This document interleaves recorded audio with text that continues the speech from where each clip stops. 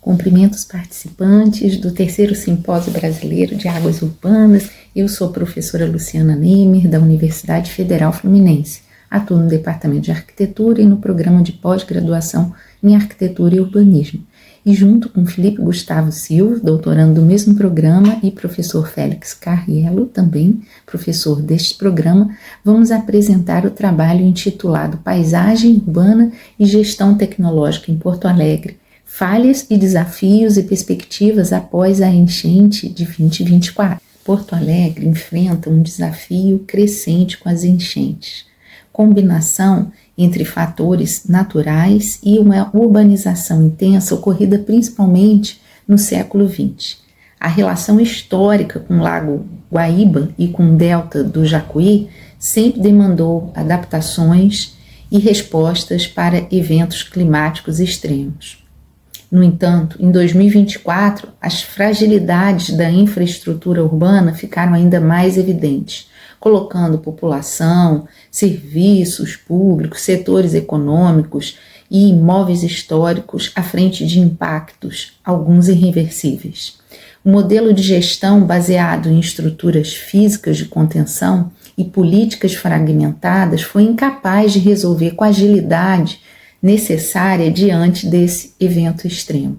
As chuvas de maio de 24 provocaram a maior enchente da história da cidade, com Guaíba atingindo 5,50 metros. Esse trabalho, então, que nós apresentamos hoje, parte de uma análise da enchente como marco histórico para discutir os limites e os desafios da gestão hídrica em Porto Alegre. É necessário compreender como a memória urbana, as soluções estruturais e o acesso à informação se entrelaçam na produção da vulnerabilidade. O objetivo, então, do artigo é analisar essa vulnerabilidade de Porto Alegre, as enchentes, articulando a evolução urbana, as limitações do sistema de proteção, bem como possibilidades de gestão para futuros eventos climáticos extremos. O Guaíba, ele é formado pela confluência dos rios Caí, Sinos, Gravataí e Jacuí, que integram o delta do Jacuí, e sempre exerceu um papel fundamental no desenvolvimento de Porto Alegre, atuando como via estratégica de transporte. Desde o século XVIII, os colonizadores reconheceram o valor da sua localização às margens desse grande corpo d'água que garante o acesso à Lagoa dos Patos e, posteriormente, ao Oceano Atlântico. A transição da cidade, que tinha feição colonial, para um centro de terciário de comércio, intensificou-se entre o final do XIX e o XX. O processo de industrialização ainda impulsionou mais, com instalação de fábricas e unidades produtivas nas proximidades da região portuária, especialmente nos bairros Floresta e Navegantes, transformando essas regiões em polos industriais relevantes. Entre 1892 e 95, durante a gestão do intendente Alfredo Augusto de Azevedo, o engenheiro Guilherme Arrons, então diretor das obras municipais, elaborou o primeiro projeto de cais para Porto Alegre. Melhorias urbanas ocorreram também por conta das epidemias, surtos de cólera ocorridos por volta de 1860, quando foi criada a Companhia Hidráulica Porto Alegrense, com o objetivo de aprimorar o fornecimento de água. Já na década de 20 do século passado, foram estabelecidas as primeiras regulamentações para controle de altura das edificações, incentivando aí a verticalização dessa área central. O crescimento urbano até 1930 foi assim impulsionado por obras estratégicas como a abertura da Avenida do Porto, além da execução da Avenida Borges Medeiros. O governo estadual prometeu, nesse período, intervenções de saneamento e embelezamento urbano. A construção do Porto de Porto Alegre ocorreu no início do século XX, como parte do processo de modernização da cidade. O Lago Guaíba, cujo nome tem origem na língua guarani e significa encontro das águas ou de enseadas, possui grande relevância ambiental para as cidades no entorno de Porto Alegre. Ele é um reservatório de água doce de cerca de 1 quilômetro cúbico, sendo praticamente a única fonte de abastecimento de Porto Alegre. Além disso, exerce função essencial no recebimento de rejeitos e líquidos urbanos. Apesar dessas intervenções, a relação da cidade com Guaíba permaneceu marcada por vulnerabilidade. As cheias recorrentes registradas 1873, 79, 97, 1905, 12, 14, 16, 28, 36 evidenciaram a exposição da região às variações hidrográficas do sistema fluvial do delta do Jacuí. Mas a enchente de 41 destacou-se como a mais devastadora registrada em Porto Alegre, atingindo o recorde de 4,75 metros acima da referência do Cais do Porto. O evento provocou danos severos na cidade, atingindo serviços, infraestrutura urbana, afetando a usina do gasômetro. Aproximadamente 70 mil habitantes ficaram desabrigados, o que correspondia a 1/4 da população. Mesmo após as grandes enchentes, ainda foram feitos aterros, empregados como instrumento de expansão urbana. Um aterro bem conhecido é o da Praia de Belas, que foi idealizado na década de 30 e executado entre 1950 e 70. Em 1967, a enchente atingiu a marca de 3,13 metros, acelerando o processo de conclusão do sistema de proteção, que foi concluído em 1974 com a construção do Muro Mauá, com cerca de 2.600 metros e com 3 metros de altura, projetado para prevenir as inundações de grandes proporções. No entanto, a ausência ainda de grandes enchentes nas décadas posteriores à construção do muro levou a um questionamento da sociedade sobre a necessidade e fomentou propostas de remoção desse muro com o objetivo de revitalizar e integrar a cidade ao lago. No entanto, as enchentes de 24 reafirmaram a importância estratégica do Muro Mauá para a população do núcleo urbano. Bom, então, dando continuidade à apresentação, gostaria de destacar alguns aspectos que mostram como a enchente de 2024 não pode ser entendida somente como um desastre natural, mas como um evento que revelou falhas tanto estruturais como institucionais profundas, né, na gestão da cidade, né? E então, em maio de 2024, as chuvas foram persistentes por mais de 10 dias e elevaram o nível do Guaíba para essa marca histórica de 5 metros e 50 centímetros, que superaram as cheias de 1941 e configuraram a maior inundação já registrada em Porto Alegre. Esse patamar alagou bairros inteiros, desalojou mais de 200 mil pessoas e provocou prejuízos econômicos e sociais de grande magnitude.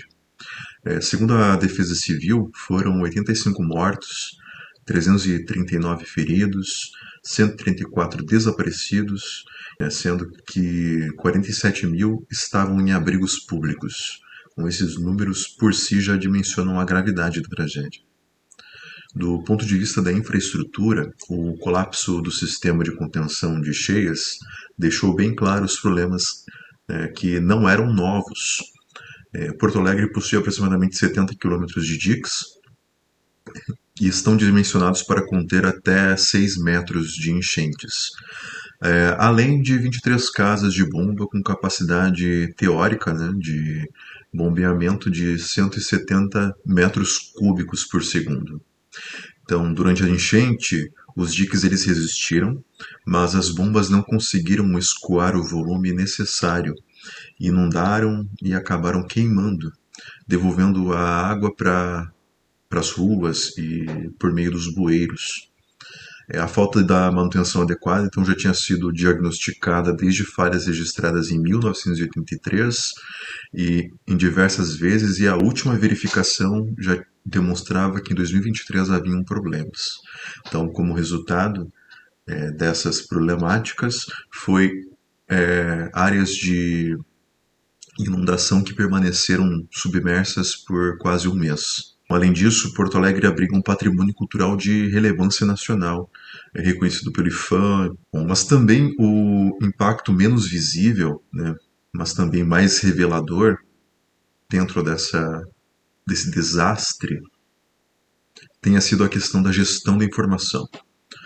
Durante a enchente, os dados necessários para o monitoramento da crise estavam dispersos em diferentes órgãos, plataformas, muitos deles inacessíveis ao público, né, ou restrito, né, em algumas ferramentas, né, e foi necessário uma resposta emergencial, né, vindo de uma mobilização de pesquisadores voluntários, né, da URGS, do Instituto de Pesquisas Hídricas, né, que desenvolveram o sistema digital, reunindo as previsões hidrológicas, mapas das áreas afetadas, boletins diários sobre o nível do Guaíba.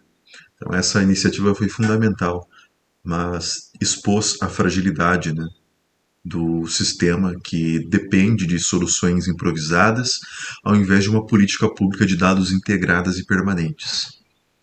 Esse problema também ele se insere num problema mais complexo que foi descrito pela Zuboff, né, no livro Capitalismo de Vigilância, que é o cercamento digital, em que algumas ferramentas são restritas por meio de direitos autorais, algumas ferramentas digitais cercam o mercado, né, por meio dessas grandes corporações e ficam os dados restritos a serem utilizados dentro dessas ferramentas, né? Então, essas grandes corporações elas oferecem serviços e aí cria uma dependência tecnológica dentro dessas ferramentas em si, né? Também foi elaborado um relatório, né, em conjunto da Prefeitura de Porto Alegre com o programa holandês de redução de riscos de desastres, que deixou bem claro, né, para além das medidas estruturais que já são conhecidas, né, que também é urgente desenvolver ferramentas de modelagem avançada que apoiem tanto as respostas imediatas das crises quanto um planejamento urbano de longo prazo. Então, essas ferramentas elas possuem, né, diversos propósitos e permitem compreender melhor o funcionamento hídrico, descrevendo, né, processos hidrológicos, hidrodinâmicos, ambientais, morfológicos que ligam as bacias à montante dos rios Jacuí, Caí, Sinos, Gravataí, até a Lagoa dos Patos e o Oceano Atlântico.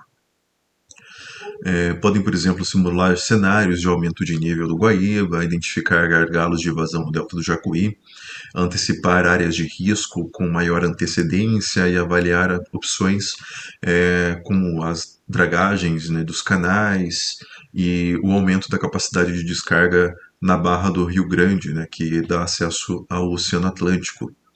É um pensamento integrado e precisa estar em simbiose entre diversas áreas, não somente com a área técnica, mas também com a área ambiental.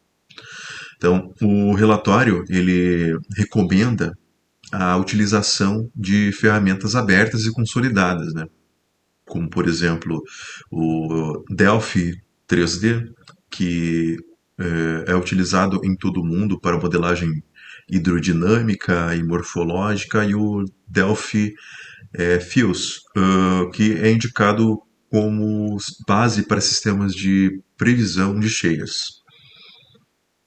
Então, ambas essas ferramentas são gratuitas, de código aberto, e já contam com uma comunidade consolidada de usuários, e sendo que o Brasil hoje é o quarto país que mais utiliza essas ferramentas. Então, são ferramentas que já existem e que poderiam ser melhor exploradas.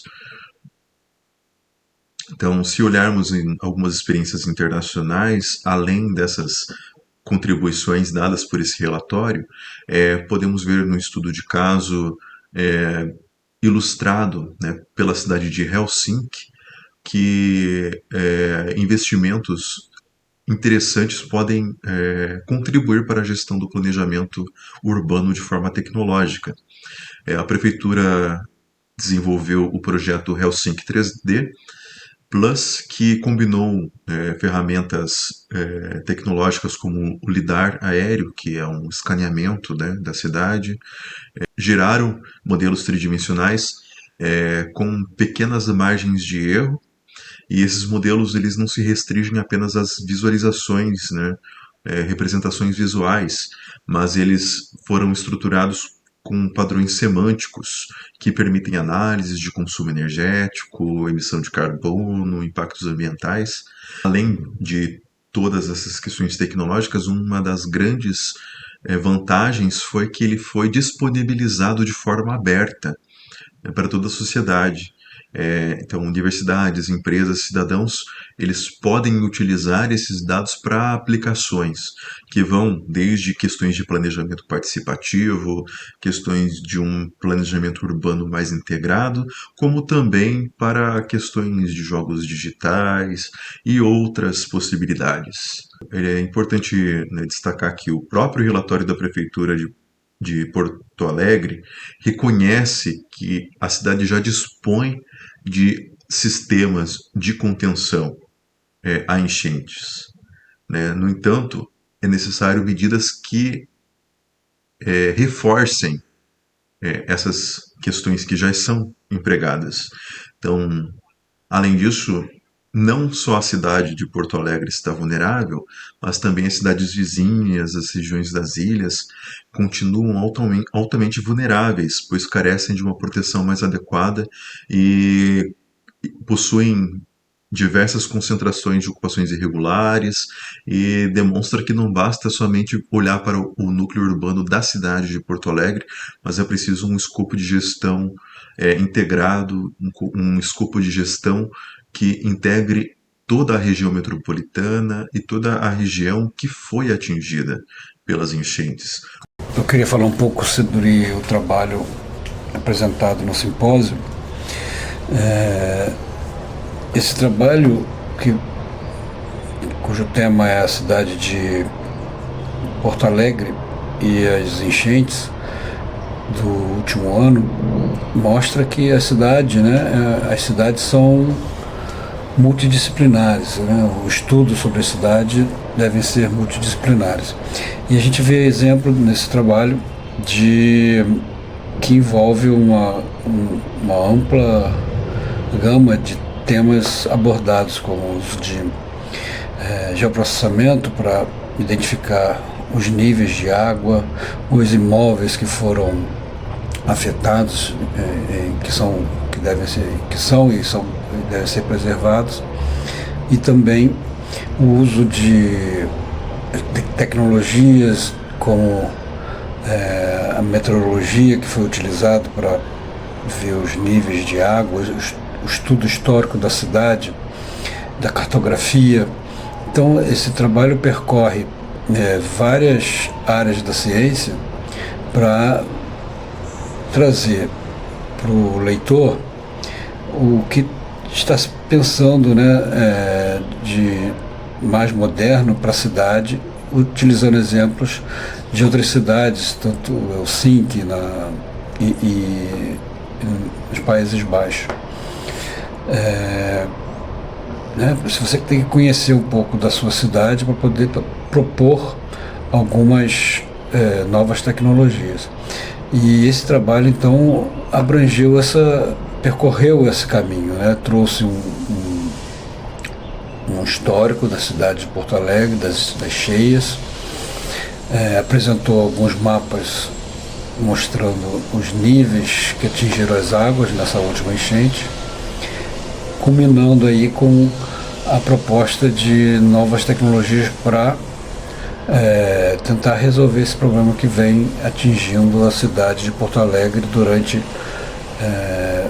muitos anos. Então é isso, é um trabalho que foi elaborado por nós para apresentar para o simpósio. Abraço a todos, até. Agradecemos aos participantes do terceiro Simpósio Brasileiro de Águas Urbanas. Muito obrigado por acompanharem o nosso trabalho.